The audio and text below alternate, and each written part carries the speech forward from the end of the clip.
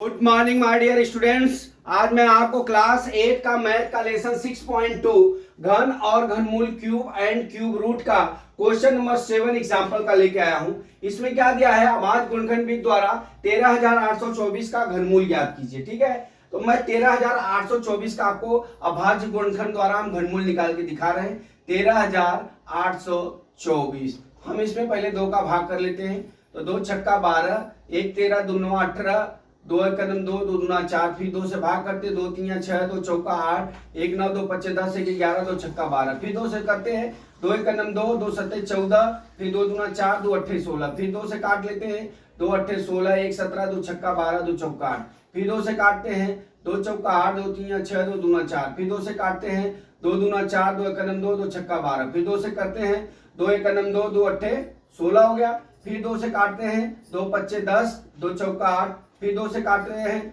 कितना हो गया 27 हो गया, फिर 3 से काटते हैं 3 9 27, फिर 3 से काटते हैं 3 त्रिका 9, फिर 3 से काट लेते हैं 3 एक 3। तो हमारा कितना आ गया बराबर अंडर रूट 13,824। 3 बाहर लिखा है, इसका मतलब घनमूल निकाला।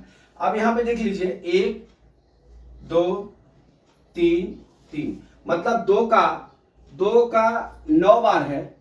2 गुणे 2 गुणे 2 गुणे 2 गुणे 2 गुणे 2 गुणे 2 गुणे 2 गुणे 2, फिर 3 कितना बार है 3 बार, गुणे 3 गुणे 3 गुणे 3 हो गया। अब हमने आपको क्या बोला है कि 3 3 की जोड़ी बनाना है। 3 3 का हमको जोड़ी बना देना है, 3 की 3 की 3 की 3 की। ठीक है, अब बराबर कितना हो जाएगा 2 पे 3 घात हो गया, गुणे 2 पे 3 घात हो गया, गुणे 2 पे 3 घात हो गया, गुणे 3 पे 3 घात हो गया।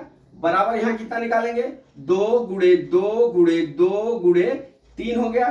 ठीक है, अब 3 अंडर रूट 13,824 मतलब इसका घनमूल।